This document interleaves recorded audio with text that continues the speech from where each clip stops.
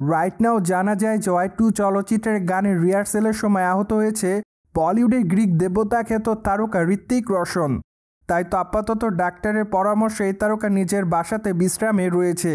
বাইদয় সম্প্রতি ভারতীয় গণমাধ্যমের সূত্র থেকে জানা যায় যে ওয়াই টু চলচ্চিত্রের একটি গান একসঙ্গে পারফর্ম করতে দেখা যাবে ঋত্বিক রোশন এবং এনটিআরকে। মূলত চলচ্চিত্রে এই গানটি অনেকটা বড় আকারে নির্মাণ করা হবে।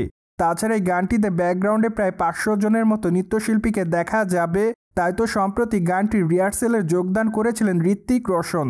মূলত সেখানেই বেঁধেছে বিপত্তি, কেননা গানের একটি স্টেপ মিলাতে গিয়ে সম্প্রতি গুরুতরভাবে আহত হন এই তারকা। ঠিক সাথে সাথে তাকে অবশ্য হসপিটালে নিয়ে যাওয়া হয়। তখন অবশ্য ডাক্তার জানিয়েছে পায়ের গোড়ালিতে হালকা একটু আঘাত পেয়েছে, কিন্তু অতটাও গুরুতর আঘাত নয়। তাই তো কয়েকটা দিন বিশ্রামে থাকলে ব্যথাটি কমে যাবে। যার প্রেক্ষাপটে সম্প্রতি ঋত্বিক রোশন নিজের বাসাতে বিশ্রামে রয়েছে। পাশাপাশি এই তারকা সুস্থ হওয়ার পর চলচ্চিত্রের গানের রিহার্সেল আবারও যোগদান করবেন বলে জানা যায়। মূলত রিহার্সেল কমপ্লিট হওয়ার পর চলচ্চিত্র নির্মাতারা চলচ্চিত্রের শুটিংয়ের কাজ শুরু করবেন। অন্যদিকে আপনারা সকলে জানেন যে বলিউডের তারকা ঋত্বিককে আগামী দিন ওয়াই টু চলচ্চিত্রে অভিনয় করতে দেখা যাবে। চলচ্চিত্রের দৃশ্য ধারণের কাজ সম্পূর্ণ শেষ করা হলেও চলচ্চিত্রের একটি গানের শুটিংয়ের কাজ এখনও বাকি রয়েছে। তাই তো নির্মাতারা চাচ্ছে চলিত মাসের মধ্যে সে অংশের গানটি কমপ্লিট করতে। ঠিক এজন্য মাত্র কয়েকটা দিন আগে শোনা যায় ঋত্বিক রোশন এবং এনটিআরের কাছ থেকে চলচ্চিত্র নির্মাতারা একটানা 6 দিনের শিডিউল নিয়েছে। মূলত একটানা 6 দিনের মতো শুটিংয়ের কাজ করা হবে। পাশাপাশি গানটি খুবই বড় আকারে নির্মাণ করা হবে। বাইদয় চলচ্চিত্রটিতে অবশ্য এনটিআরকে অভিনয় করতে দেখা যাবে খল চরিত্রে। তাছাড়া চলচ্চিত্রের প্রথম দিকে তাকে অবশ্য মেবি ভালো চরিত্র অভিনয় করতে দেখা যেতে পারে। ঠিক এরপর অবশ্য কোনো ঘটনাক্রমে তাকে অবশ্য খল চরিত্র অভিনয় করতে দেখা যাবে।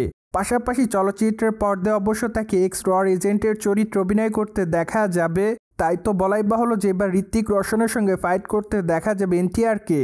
অন্যদিকে চলচ্চিত্রটি অবশ্য আগস্ট মাসে মুক্তি দেওয়ার পরিকল্পনা করেছে চলচ্চিত্র নির্মাতারা।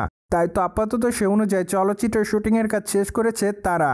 পাশাপাশি বর্তমানে চলচ্চিত্রের ভিএফএক্স এর কাজ নিয়ে ব্যস্ততার মধ্যে রয়েছে চলচ্চিত্র নির্মাণের ইউনিট।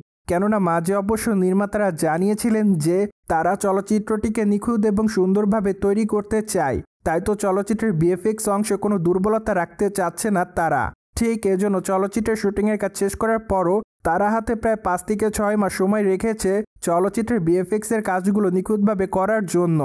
যাই হোক, এখন শুধুমাত্র অপেক্ষার পালা, কেননা চলচ্চিত্রের ট্রেলারটি মুক্তির পরই বোঝা যাবে ওয়াই টু চলচ্চিত্রটিতে ব্যবহৃত ভিএফএক্স এর মান আসলে কেমন ছিল। সোভিয়ার্স, জেনে তো নিলেন সম্প্রতি ওয়াই টু চলচ্চিত্রের গানের রিহার্সেল করতে গিয়ে গুরুতরভাবে আঘাত পেয়েছে ঋত্বিক রোশন।